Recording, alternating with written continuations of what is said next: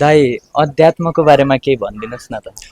यस्तो हो क्या, अध्यात्म भनेको आफूले आफूलाई जान्ने, आफूले आफूलाई बोध गर्ने ज्ञान नै अध्यात्म ज्ञान हो कि।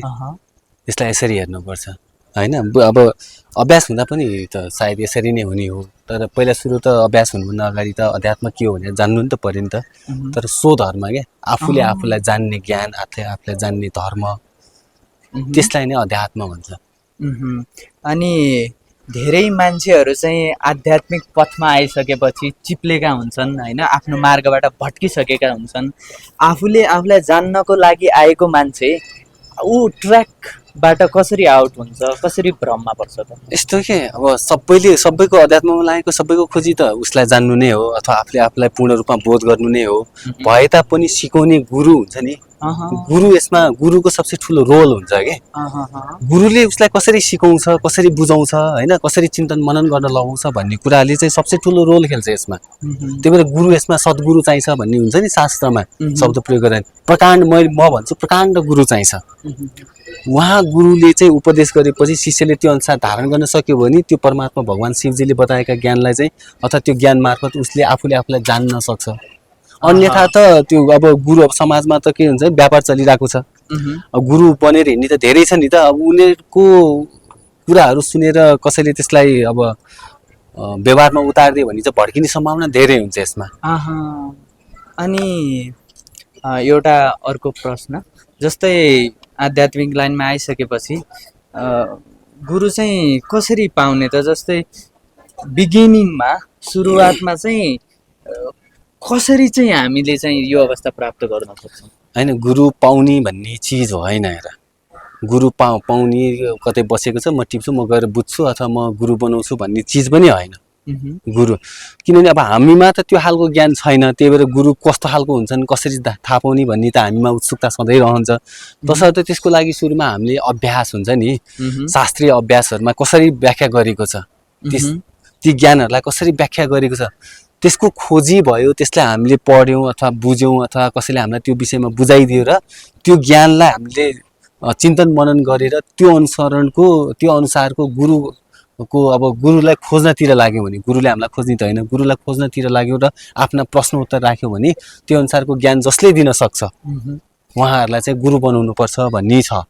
भनेपछि आध्यात्ममा चाहिँ सबैभन्दा महत्त्वपूर्ण भनेको गुरु नै पर्छ। गुरु बराबर केही छैन त्यो। तर कस्तो भने गुरु भन्ने तत्त्व यतिकै जान्दैनौँ पनि के। हामीले गुरु भन्ने एउटा मानव रूपमा देखेको हुन्छौँ होइन। अनि उहाँलाई नि एक गुरु त हो नि, मानवमुखी अथवा मानव रूपी गुरु हो भनेर भन्छौँ नि। तर त्यो तत्त्वलाई जान्नको लागि त भगवान् शिवजीले पनि त कठिन कुरा गर्नुहुन्छ, कठिन व्याख्या गर्नुहुन्छ नि त। अखण्ड मण्डलाकारम व्याप्तम येन चराचरम तत्पदम दर्शितम येन तस्मै श्री गुरुवे नमः, त्यसै भनेको होइन नि त। होइन, एउटा मेरो भित्रै मनबाट प्रश्न उब्जेर आयो। अस्ति पनि हामीले सिरिज बनाउँदाखेरि हजुरले अन्तिममा चाहिँ गुरुलाई नै गुरुमै टुङ्ग्याउनु भयो, दोस्रो दिन पनि गुरुमै, आजको कुरा आउँदा पनि गुरुमै हजुरले टुङ्ग्याउँदै हुनुहुन्छ। वास्तवमा हजुरको जीवनमा गुरुको महत्त्व भन्ने के प्रभाव परेको छ? हजुरले चाहिँ आफ्नो क्षेत्रबाट हेर्दाखेरि चाहिँ के भन्नुहुन्छ? प्रभाव भन्ने होइन कि, यसमा प्रभाव भन्ने पर्दैन, बुझ्यौ नि। गुरुको प्रभाव कति पर्यो शिष्यलाई भन्ने कुरा भन्दा पनि उसले गुरुको ज्ञानलाई कसरी धारण गर्यो भन्ने कुराले महत्त्व राख्छ। तिमीले गुरुलाई बुझ्नु भनेको गुरुको ज्ञानलाई धारण गर्नु हो, बुझ्यौ नि। तपाईँले तिमीले यसै देखेको भरमा गुरु यस्तो छ उस्तो छ भनेर तिमीले कल्पना गर्न सक्दैनौ, तिमीले ठम्याउनु पनि सक्दैनौ नि त। अनि गुरुको महत्त्व कति छ भन्दाखेरि आध्यात्मिक जगत सुरु हुन्छ नि गुरुबाट, बुझ्यौ नि। नत्र गुरु नै छैन भने तिमीलाई कहिले, जस्तै हामी स्कुलिङ गर्छौँ, स्कुल पढ्छौँ, स्कुलमा पढ्न जाँदा नि त टिचरहरूले सिकाएन अथवा शिक्षकहरूले सिकाएन, हामीले बुझ्ने हो नि त। किन हामीले सुरुमै बुझ्दैनौँ त? जसरी भौतिक जगतमा त्यो छ भने आध्यात्मिक जगतमा पनि गुरुको महत्त्व त्योभन्दा बढी छ। तर मैले सामान्य प्रवचनहरूमा सुन्दाखेरि आमा पनि एउटा गुरु हो, स्कुलमा पढाउने पनि एउटा गुरु हो, अनि बाटो देखाउने पनि गुरु हो। जस्तै काठमाडौँ जानु छ भने काठमाडौँ जाने बाटो कुन हो भनेर सोध्नु होइन, त्यो पनि गुरु हो। गुरु त तिमीलाई जसले जस्तो ज्ञान दिन्छ त्यो सबै गुरु हो। बुझ्यौ नि? तिमीलाई हिँड्न सिकाउने गुरु हो, पढ्न सिकाउने गुरु हो, चिन्तन गर्न सिकाउने गुरु हो, मनन गर्न सिकाउने गुरु हो, कसैले योगा सिकाउला गुरु हो। सबै ठाउँमा गुरु नै गुरु हो। भए तापनि आफूले आफूलाई जान्न सिकाउने जो गुरु छ नि ऊ बराबर अरू गुरु हुन सक्दैन के। भनेपछि उहाँको तुलनामा अरूलाई अरू राख्न हुनै मिल्दैन। सक्दैन, हुनै सक्दैन। भगवान शिवजीलाई पनि यसमा राख्न मिल्दैन। ओहो। किनभने भगवान शिवजीको जो ज्ञान छ, जुन तत्त्व ज्ञान छ त्यो त गुरुले सिकाउने हो नि त, स्वयं शिव आएर सिकाउने त होइन। भनेपछि गुरुको महत्त्व कति छ बुझ न यसरी। भनेपछि स्वयं शिवलाई पनि जनाउने ऊ छ भनेर अस्तित्व सिकाउने बुझाउने वाला को महत्त्व कति हुन्छ होला त सोच त त्रिभुवनमा। भनेपछि वास्तवमा आध्यात्मको सुरुवात नै गुरुबाट हुन्छ, चाहिँ बिना सुरु पनि गुरु नै गुरुबाटै हुन्छ, अन्त्य पनि गुरुमै गएर टुङ्गिन्छ कि। यसको सुरु र अन्त्य यो त्यो भन्ने होइन। सुरु आध्यात्मिक जगतको सुरु अथवा हाम्रो यो हुन्छ नि खोजीको सुरु पनि गुरुबाटै हुन्छ। जब बोध गर्दा अन्तिम स्थितिमा पनि गुरुकै चरण अमृत चाहिन्छ के। बुझ्यौ नि? त्यो गुरु पादुका त्यसै उ गरेको होइन नि त।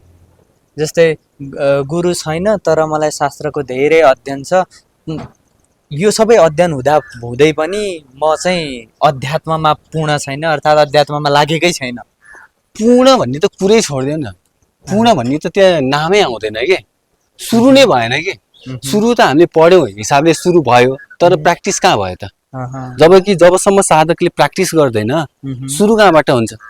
अनि प्र्याक्टिस सिकाउने त गुरु हो नि त, होइन र? तिमीले स्वयंले गर्न सक्ने बित्दा गुरुको खोजी त तिमीले गर्दै गर्दैन थियो भनेपछि के रहेछ?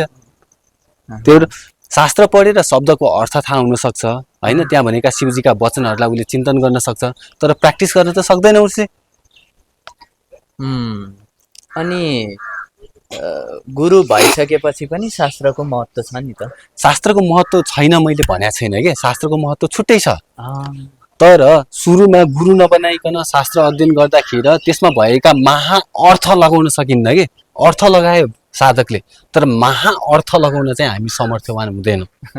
अनर्थ लगाउन अनर्थ लगाउन सक्छ। महा अर्थ भन्ने पनि हुन्छ कि यसमा। त्यही भएर महार्थ मन्जरी त्यसै बने होइन, त्यो शास्त्र त्यसै बने होइन। महाअर्थ मन्जरी शास्त्रको नाम, शास्त्रको नाम त्यसै बनेको होइन नि त।